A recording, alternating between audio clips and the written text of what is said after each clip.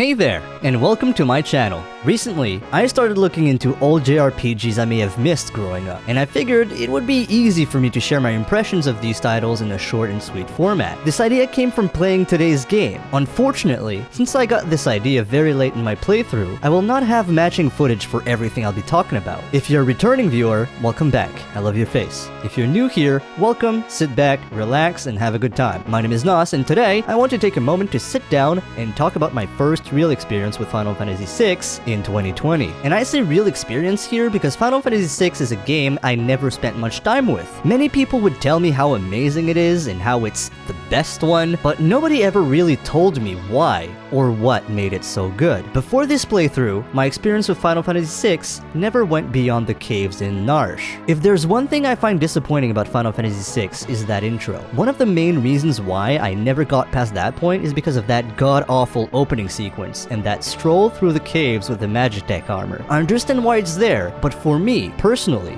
this section always acted as an immediate turn-off. While this scene with the 3 Magitech armor walking through the snow is neat and even impressive for the time, did it really need to be so long? Anyways, let's start talking about the game. So once I finally got past that initial bit and escaped Narshe with Locke and Terra, it's when it finally started to click with me. But honestly, nothing boosted the enjoyment for me, more than getting access to the Esper system. I'm kind of a sucker for any kind of mechanics involving customization through grinding. That's why I love the materia system so much in Final Fantasy VII. But beyond that, it didn't take too long for me to understand why and what made Final Fantasy VI so good, so unique. It mostly comes down to what they did with the game and when they did it. About 3 hours into the game is when it initially synced in for me, seeing all these characters with their own unique abilities, Locke being able to steal, Sabin's various blitz, whatever Gao does. Wow! I'm Gao! Gao!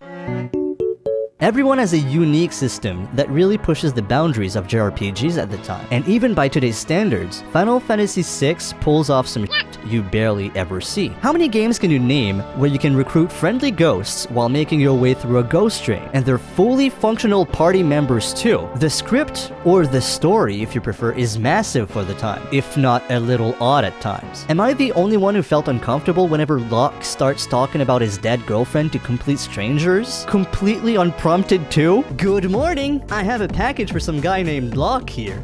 I failed to protect my dead girlfriend.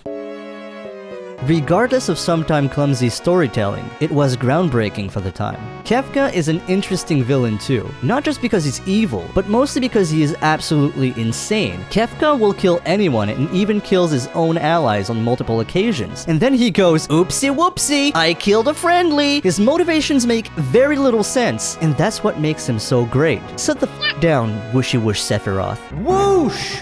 The amount of content packed in Final Fantasy VI for a game released on the Super Nintendo back in 1994 is unbelievable. So many optional dungeons, optional bosses, so many areas to explore, and it's all up to you. The fact that I was able to sink over 40 hours in a 26 years old JRPG is completely unreal to me. However, it isn't perfect. Nothing is really, but damn does it come close. Not gonna lie, by the end of my playthrough, I was starting to get burnt out on the various optional dungeons I was going through. FF6 still suffers from old tropes in JRPGs, like very high encounter rates and placing enemies in caves that can destroy your HP bars in less than a second, or, you know, instant death spells. Also, by the end of the game I went overboard, and I made sure my entire team knew as many spells as possible through the Esper system, which made some boss encounters absolutely trivial.